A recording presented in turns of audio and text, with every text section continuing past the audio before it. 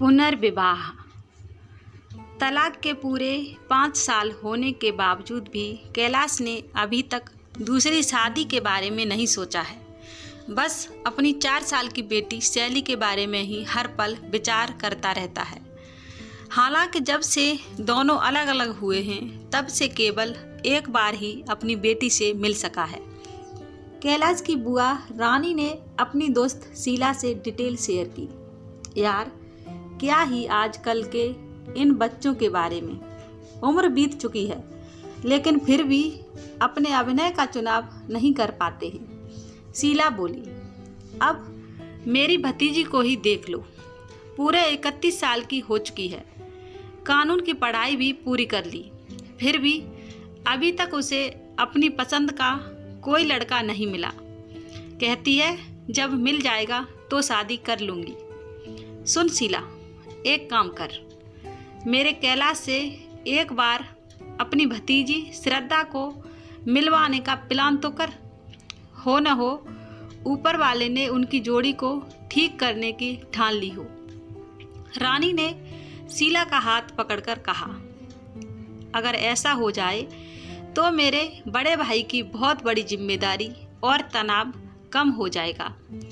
ताउम्र नौकरी करते रहे और अब उम्र से बेटी की शादी हो जाए, इसी कामना में जी रहे हैं। शीला ने अपना दुखड़ा रोया। दरअसल ये लगभग 65 साल की महिला बचपन से लेकर कॉलेज तक साथ में दोस्त थी। यदा कदा एक दूसरे से मिलने आती रहती हैं। आज शीला बड़े दिनों बाद अपनी खास दोस्त रानी से मिलने और उसकी हालचाल जानने के लिए आई थी। कैलाश पेशे से बहुत बड़ा कलाकार था जो खुद की एक फर्म चलाता था, लेकिन जब से उसका डाइवोर्स हुआ था तब से उसने काम पर से ध्यान हटाकर मैं खाने पर ध्यान ज़्यादा लगा दिया था। शहर में उसका ज़्यादा नाम अपनी काबिलियत के लिए था, अब उससे ज़्यादा बड़ा नाम दारू पीने के लिए होता जा रहा था। उसके घर वाले माता पिता बार बार यही समझाते थे कि दारू और नशे की लत छोड़ो, अब अपने व्यवसाय और आगे के जीवन पर ध्यान दे और कोई अच्छी सी लड़की पसंद करके जल्दी से शादी कर ले, क्योंकि कोर्ट से तो उसे हरी झंडी मिल चुकी थी। उसका तलाक हो चुका था, लेकिन घर वाले समझा समझा कर हार चुके थे। उसके दिल में तो बस पुरानी पत्नी का चेहरा था जिसे वो कभी हद से ज़्यादा प्यार करता था, लेकिन कुछ गलत फहमियों ने इतनी जगह बना ली कि दोनों के रिश्तों को तार तार कर दिया और नौबत यहाँ तक आ गई कि उन्हें कोर्ट के जरिए खुद को अलग करना पड़ा। वे दोनों अलग अलग जगहों पर जरूर हो गए थे, लेकिन अंदर से बिल्कुल कमज़ोर हो गए थे। कैलाश ने तो खुद को संभालने के लिए शराब का सहारा ले लिया था। तलाक के बाद आस्था अपने पापा, भाई और भाभी के साथ रह रही थी। उसके भाई और भाभी का साथ और प्यार तो कम, लेकिन उनके ताने ज़्यादा मिलते थे। लेकिन वो सब कुछ सहकर भी अपनी दुलारी बेटी शैली को इस बात की भनक तक नहीं लगने देती। उसे अगर रोना होता तो वो अपनी बेटी के पीछे रोती थी। उसके सामने खुद को एक स्ट्रॉन्ग सिंगल पेरेंट की तरह पेश करती थी। उसके पापा की देनदारी इतनी नहीं थी कि वो अपनी और बेटी की ज़रूरतों को पूरा कर सके। हालांकि कैलाश उसे हर महीने के 10,000 रुपये देता था, लेकिन उससे भी गुजारा आसान नहीं था। उसने नौकरी करने का फैसला किया। एक दिन उसके पापा ने आस्था को बुला के कहा, बेटा, जीवन बहुत बड़ा होता है और ये भगवान द्वारा दी गई एक अनमोल अमानत है, इसे खोना नहीं चाहिए। इसीलिए हमारी मानो तो एक बार फिर से अपना घर बसाने के बारे में सोचिए, ताकि आपकी जिंदगी बन जाए। अपनी आंखों में आंसू लिए आस्था ने कहा, पापा, हम एक बार ही जीते हैं, एक बार ही मरते हैं और प्यार भी एक बार ही करते हैं। ये सब मैं अपने हिस्से का कर चुकी हूँ, अब मेरी कोई तमन्ना नहीं है।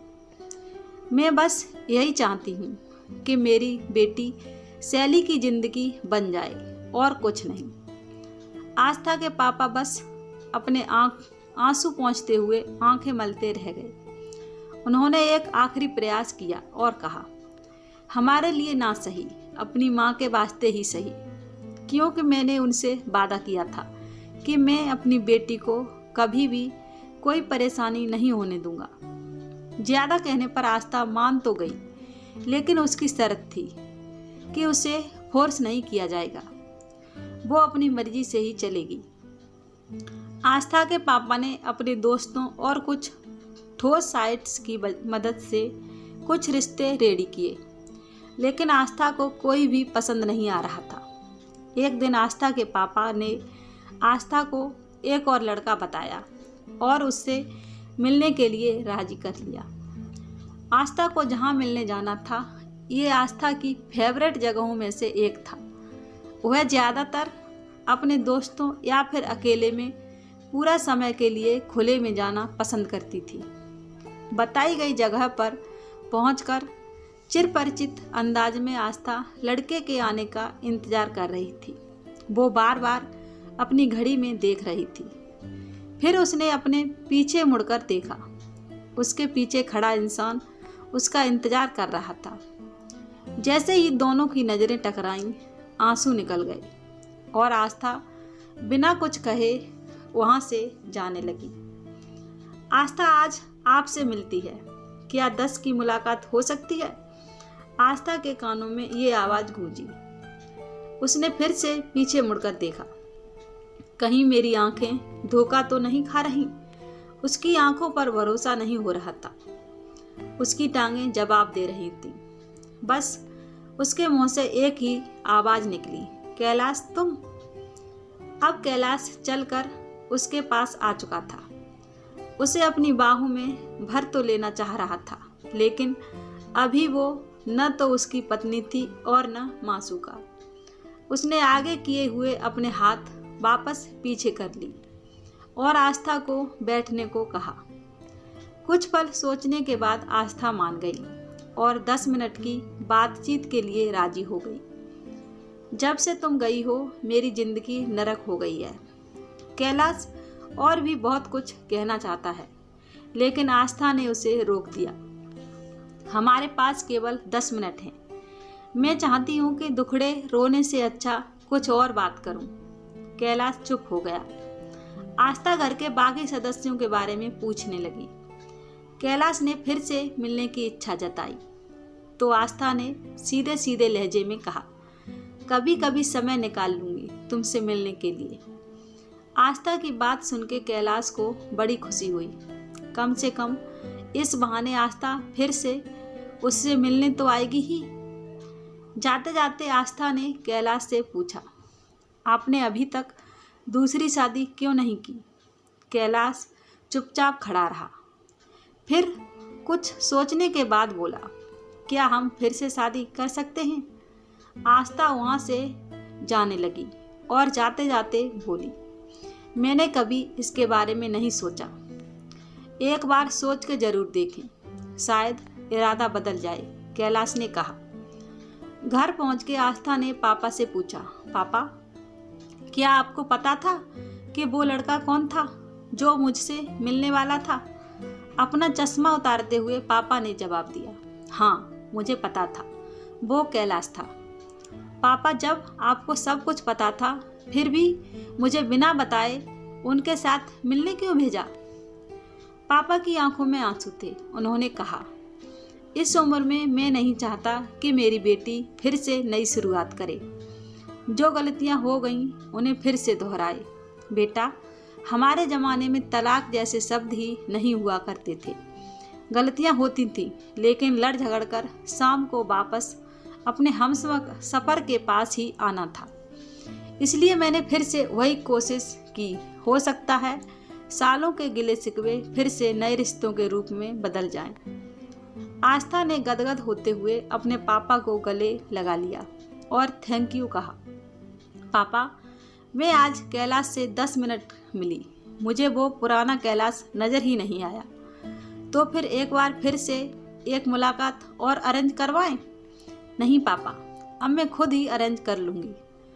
बहुत सोचने के बाद आस्था ने दोबारा से कैलाश के साथ डेट पर जाने का फैसला किया। पहली डेट, दूसरी डेट और फिर ये सिलसिला दोबारा से शादी होने के बाद ही रुका। आस्था और कैलाश के पुनर्विवाह से दोनों परिवार एक बार फिर से खुशी खुशी जीवन का आनंद लेने लगे। शैली का भविष्य भी उज्जवल हो गया। कैलाश एक बार फिर से शहर का सबसे जाना माना आर्किटेक्ट के रूप में प्रसिद्ध होने लगा। सब कुछ तो पहले जैसा ही था, बस फर्क था तो बस इस बार कैलाश एक जिम्मेदार और अलग पति बन चुका था। उन्हें अब अपनी पत्नी आस्था और बेटी में अपनी जिंदगी नजर आती थी। उम्मीद करती हूँ आपको मेरी यह कहानी पसंद आई होगी। अगर कहानी पसंद आई हो तो हमें कमेंट में ज़रूर बताएं। वीडियो को लाइक करें, शेयर करें और हमारे चैनल को सब्सक्राइब करें। कहानी सुनने के लिए धन्यवाद।